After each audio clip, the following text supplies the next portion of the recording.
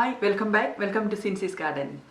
ഇന്ന് നമ്മൾ ചെയ്യാൻ പോകുന്നത് നമ്മുടെ മത്തങ്ങ കൊണ്ട് ഒരു അച്ചാർ ഉണ്ടാക്കി നോക്കാം. നമ്മളങ്ങനെ മത്തങ്ങ അച്ചാറെണ്ണം ഉണ്ടായി ഇപ്രാവശ്യം. ഞാൻ നട്ടതുപോലുമല്ല, വെറുതെ ഉണ്ടായതെന്നാണ് നമ്മുടെ കമ്പോസ്റ്റ് ബിന്നിനകത്തുനിന്ന്. അതുകൊണ്ട് എന്തൊക്കെ ഉണ്ടാക്കണം എന്ന് ഓർത്തു. അപ്പം എനിക്ക് ഇതിനകത്ത് ഒരു പുതിയൊരു സാധനം ഉണ്ടാക്കി നോക്കാം. 2 പ്രാവശ്യം ഉണ്ടാക്കി നോക്കി, നല്ലതായിരുന്നു. ആൾക്കാർക്ക് കൊടുത്തിട്ട് ആൾക്കാർക്ക് എന്നാ സാധനം പോലും മനസ്സിലായില്ലേ. നന്നായിട്ട് അച്ചാർ കഴിച്ചു. അപ്പം ഞാൻ ഓർത്തു നിങ്ങളൊന്ന് കാണിക്കാം എങ്ങനെയാണ് ഉണ്ടാക്കുന്നതെന്ന്. ഇത് അച്ചാറുണ്ടാക്കി മത്തങ്ങ ഈ കാര്യങ്ങളൊക്കെ ഇട്ട് അച്ചാറുണ്ടാക്കി വെച്ചിട്ടും അത് നന്നായിട്ടിരുന്നു, ഒരു കേടായി ഒന്നും പോയില്ല. അതുകൊണ്ട് ഞാൻ ഇപ്പോൾ നിങ്ങളെ കാണിക്കുക എങ്ങനെയാണ് ഞാൻ ഉണ്ടാക്കിയതെന്നേ. ഇത് നമ്മുടെ മത്തങ്ങ. ഞാൻ ഈ മത്തങ്ങ ഇത് ഒരു അധികം മൂക്കാത്ത മത്തങ്ങയായിരുന്നത്, അതുകൊണ്ട് അതിനെ കണ്ടിച്ചെടുത്ത് ഇപ്പോൾ ഒരു 2 കപ്പ് മത്തങ്ങയാണ് കണ്ടിച്ചെടുത്ത് വെച്ചിരിക്കുന്നത്. ഞാൻ കാണിക്കാം. 2 കപ്പ് മത്തങ്ങ കണ്ടിച്ച് ചെറിയ നുറുക്കുകളാക്കി എടുത്തു. എന്നിട്ട് അതിനെ ഒരാഴ്ചയോളം ഞാൻ അതിനെ വിനിഗറിൻ്റെ അകത്ത് ഇട്ട് വെച്ചു. എന്നിട്ട് ഇതിപ്പം വിനിഗറിൻ്റെ അകത്ത് ഇട്ടിട്ട് എടുത്ത മത്തങ്ങ ഇത് 2 ആഴ്ച. അതിപ്പം ഒരു ആഴ്ച 2 കപ്പ് മത്തങ്ങ ഒരാഴ്ച വിനിഗറിൻ്റെ അകത്ത് ഇട്ട് വെച്ചു. അപ്പോൾ ആ വിനിഗറിൽ ഇടുന്ന സമയത്ത് ഞാനത് ഫ്രിഡ്ജിലാണ് വെച്ചത്. അപ്പോൾ ഇതിനിത് തിരിച്ച് എടുത്ത് വെച്ചിട്ടുണ്ട്. ആയിട്ടുള്ള ഇൻഗ്രീഡിയൻസ് എന്താണെന്ന് ചോദിച്ചെങ്കിൽ ഇതിപ്പോൾ 2 കപ്പ് മത്തങ്ങ വിനിഗറിനകത്ത് ഇട്ട് വെച്ചത്. പിന്നെ ഒരു 8 ഗാർലിക് എടുത്തിട്ട് 8 ഗാർലിക് ക്ലോവ്സ് എടുത്തിട്ടുണ്ട്. കുറച്ച് പച്ചമുളക്, അതിപ്പം പച്ചമുളകും അങ്ങനെ മുളകും കാര്യങ്ങളും ഒക്കെ നമ്മുടെ ഇഷ്ടത്തിനനുസരിച്ച് ഇടാം. അധികം എരിവ് വേണ്ടവർക്ക് ഇച്ചിരി കൂടുതലിടാം. ഞാനിവിടെ എടുത്തിരിക്കുന്നത് ഒരു 5 പച്ചമുളക് എടുത്തിട്ടുണ്ട്. പിന്നെ ഒരു സവോള എടുത്തിട്ടുണ്ട്. പിന്നെ ചെറിയ ഉള്ളി ഉണ്ടെങ്കിൽ ആ ചെറിയ ഉള്ളിയാണെങ്കിലും എടുത്താൽ മതി, നമ്മുടെ ഷാലറ്റ് എന്ന് പറയുന്നത്. ഇതിപ്പോൾ ഞാൻ എടുത്തിരിക്കുന്നത് ഒരു സവോളയാണ്. ഇനി ഇത്ര മുഴുപ്പുള്ള ഒരു ജിഞ്ചർ എടുത്തിട്ടുണ്ട്. പിന്നെ നമ്മുടെ ഒരു ടൊമാറ്റോ എടുത്തിട്ടുണ്ട്. പിന്നെ വേണ്ടത് കടുക്, നമ്മുടെ ഉലുവ, സ്വല്പം ഒരു നുള്ള് ജീരകം എടുത്തിട്ടുണ്ട്. നമുക്ക് വേണ്ട പൊടികൾ എന്താണെന്ന് വെച്ചെങ്കിൽ ഒരു ചെറിയ സ്പൂൺ മഞ്ഞൾപ്പൊടി എടുത്തിട്ടുണ്ട്. പിന്നെ മുളക് പൊടി. ഇതിപ്പോൾ മുളക് പൊടിയൊക്കെ നമുക്ക് ആവശ്യത്തിന് എടുത്താൽ മതി. ഓരോരുത്തർക്ക് ആവശ്യത്തിനനുസരിച്ച് മുളക് പൊടി എടുക്കാം. ഞാനിവിടെ എടുത്തിരിക്കുന്നത് ഒരു 2-2.5 ടീസ്പൂൺ മുളക് പൊടിയാണ് എടുത്തിരിക്കുന്നത്. പിന്നെ വേണ്ടത് നമ്മുടെ ഉലുവായും ജീരകവും കൂടെ പൊടിച്ച് വെച്ചത്. നമ്മൾ മൊരിയർക്കൊക്കെ ഇടാൻ വേണ്ടി പൊടിച്ച് വെക്കത്തില്ല. ഇങ്ങനെ പൊടിച്ച് വെക്കുകയാണെങ്കിൽ ഓരോ ആവശ്യത്തിന് വേണ്ടി എടുക്കാൻ എളുപ്പമുണ്ട് കേട്ടോ. ഞാനിങ്ങനെ ഇത് പൊടിച്ച് വെച്ചേക്കുന്നുണ്ട്. ഉലുവയും ജീരകവും കൂടെ ജസ്റ്റ് ഒന്ന് ഡ്രൈ റോസ്റ്റ് ചെയ്തിട്ട് അത് പൊടിച്ച് വെച്ചിരിക്കുന്നത്. ഇനി വേണ്ടത് ഇത് കായത്തിൻ്റെ പൊടി. കായോ ഇതുപോലെ ഒന്ന് ഡ്രൈ റോസ്റ്റ് ചെയ്തിട്ട് അതിനെയും പൊടിച്ച് വെച്ചിരിക്കുന്നതാണ്. കായത്തിൻ്റെ പൊടി വേണം. കുറച്ച് ചില്ലി ഫ്ലേക്സ്. ഇത് മുളക് ഇങ്ങനെ അധികം എരിവ് വേണ്ടാത്തവർക്ക് അതനുസരിച്ച് മാറ്റാൻ കേട്ടോ. പിന്നെ ഉപ്പ്, ആവശ്യത്തിനുള്ള ഉപ്പും എണ്ണയും അത് നമുക്ക് എടുക്കാം. ഞാനിവിടെ എടുത്തിരിക്കുന്ന കനോല ഓയിലാണ്. ഇനിയിപ്പം നിങ്ങൾക്ക് എള്ളെണ്ണ ഉണ്ടെങ്കിൽ അതാണെങ്കിലും ഉപയോഗിക്കാം നമുക്ക്. ഞാനിവിടെ എടുത്തിരിക്കുന്നത് കനോല ഓയിലാണ്. ഇനി നമുക്ക് പ്രൊസീജിയറിലേക്ക് പോകാം.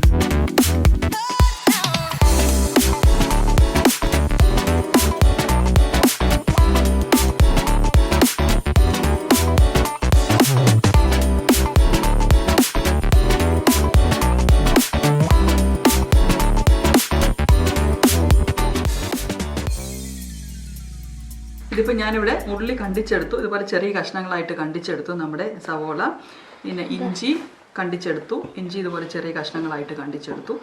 പിന്നെ നമ്മുടെ ഗാർലിക്ക്, നമ്മുടെ വെളുത്തുള്ളി ഇതുപോലെ കണ്ടിച്ചെടുത്തിട്ടുണ്ട് ചെറിയ കഷ്ണങ്ങളായിട്ട്. നമ്മുടെ പച്ചമുളക് ഞാനിവിടെ കീറിയെടുത്തു. ഇത് നമ്മുടെ തക്കാളിയും ചെറുതായിട്ട് കണ്ടിച്ചെടുത്ത് വെച്ചിട്ടുണ്ട്. ഇനി നമുക്ക് കുക്ക് ചെയ്യുന്നത് എങ്ങനെയാണെന്ന് കാണാം. പാൻ അടുപ്പത്ത് വെച്ച് എണ്ണ ഒഴിച്ചു കൊടുക്കുക.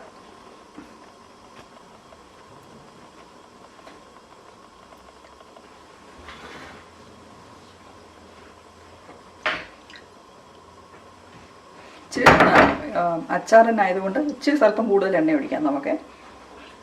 എണ്ണ ചൂടായി കഴിയുമ്പം നമുക്ക് നമ്മുടെ കടുകും ഉലുവായും ജീരകവും കൂടെ ഇട്ട് കൊടുക്കാം.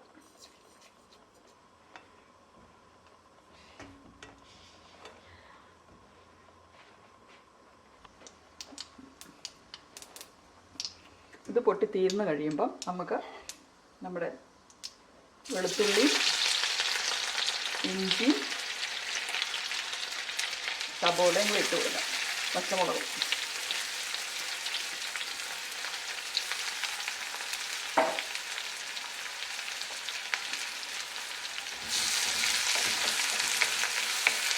എന്നിട്ട് നന്നായിട്ട് ഇളക്കി കൊടുക്കും.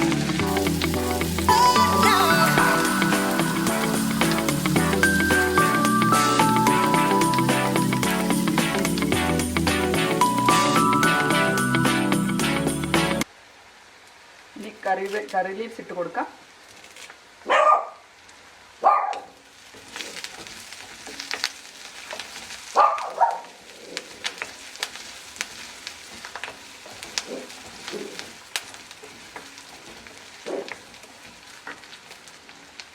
ഒന്ന് ബ്രൗൺ കളറായി വരുമ്പോൾ ഒത്തിരി നേരം ആക്കണ്ട, നമ്മുടെ അച്ചാറിനായതുകൊണ്ട് തക്കാളി ഇട്ട് കൊടുക്കും.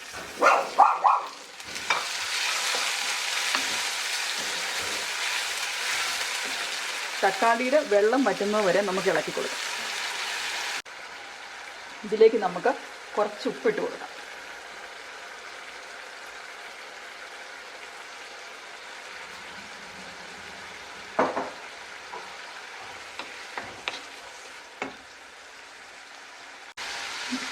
തക്കാളിയുടെ വെള്ളം പറ്റി കഴിയുമ്പോഴത്തേക്കും നമുക്ക് ഇനി അതിൻ്റെ പൗഡർ ഇട്ട് കൊടുക്കാം. ഇപ്പം അച്ചാർ ഉണ്ടാക്കുമ്പോഴുണ്ടല്ലോ കേടാകാതിരിക്കണമെങ്കിൽ നന്നായിട്ട് വെള്ളം പറ്റണം. അധികം വെള്ളം ഒഴിച്ച് കൊടുത്തെങ്കിൽ കേടായിപ്പോവും.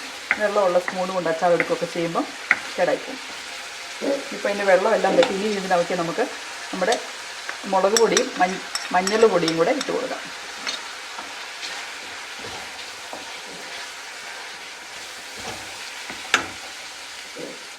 ഇതിൻ്റെ മുളക് പൊടി മഞ്ഞൾ പൊടി ഒന്ന് മൂത്ത് കഴിയുമ്പോൾ ഇനി നമുക്ക് ഇതിനകത്തേക്ക് നമുക്ക് ചില്ലി ഫ്ലേക്സ് ഇട്ട് കൊടുക്കാം.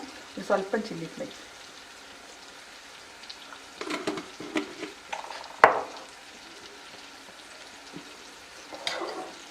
ഇനി ഇതിലേക്ക് ഞാൻ ഇടാൻ പോകുന്നത് നമ്മുടെ ഈ വിനിഗറിൻ്റെ അകത്ത് സോക്ക് ചെയ്ത് വെച്ചിരിക്കുന്ന മത്തങ്ങയാണ്.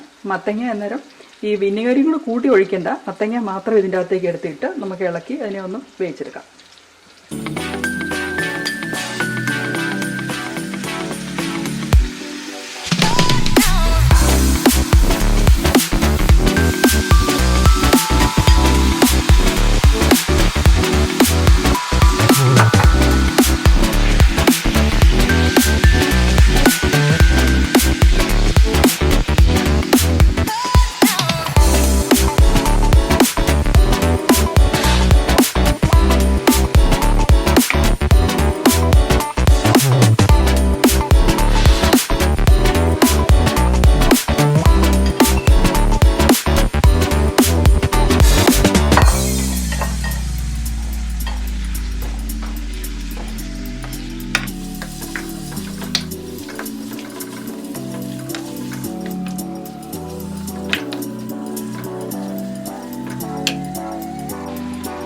മത്തങ്ങ എല്ലാം ഒന്ന് സോഫ്റ്റായി വരുമ്പോഴത്തേക്കും നമുക്ക് അത്രയും നേരം നമുക്കിതിനെ ഇളക്കി കൊടുക്കാം.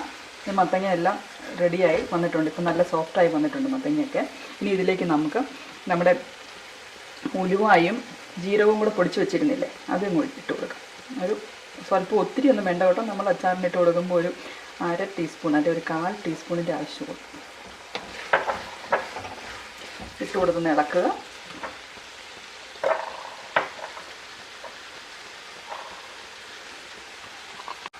ഇനി നമുക്ക് അവസാനമായിട്ട് നമ്മുടെ കായം പൊടിച്ച് വെച്ചിട്ടുന്നില്ല, ആ കായപ്പൊടി ഒരു സ്വല്പം, അതും അധികം ഒന്നും വേണ്ട, ഒരു ചെറിയ നുള്ളു കായപ്പൊടിയും കൂടി ഇട്ട് കൊടുക്കാം.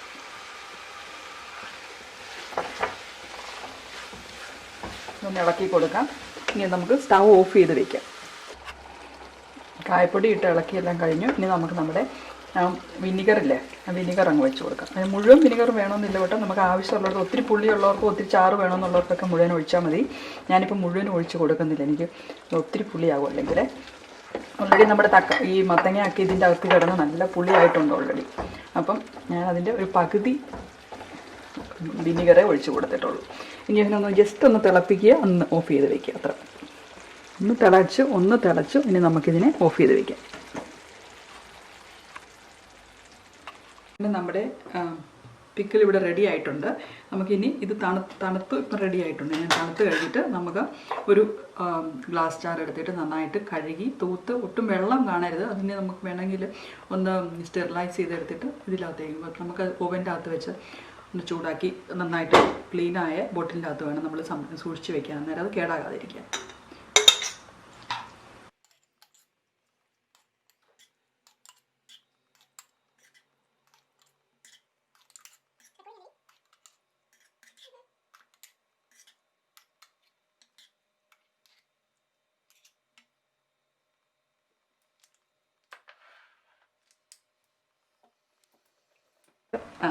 അങ്ങനെ നമ്മുടെ മത്തങ്ങ അച്ചാർ ഇവിടെ റെഡി ആയിട്ടുണ്ട്. നമ്മുടെ ചോറിൻ്റെ കൂടെ കൂട്ടാൻ എരിവും പുളിയായിട്ടുള്ള ഒരു സാധനം വേണമെന്നുണ്ടെങ്കിൽ നമുക്ക് മത്തങ്ങ അച്ചാർ ഉണ്ടാക്കി നോക്കാവുന്നതാണ്. നിങ്ങളിത് പരീക്ഷിച്ച് നോക്കുക. വളരെ നല്ല ഒരു സൈഡ് ഡിഷായിരിക്കും. ഓക്കെ, ഇത് ആദ്യമായിട്ട് കാണുന്നവരാണെങ്കിൽ please subscribe my channel Sincy's garden. Thank you very much. Thank you for watching my video. Thank you.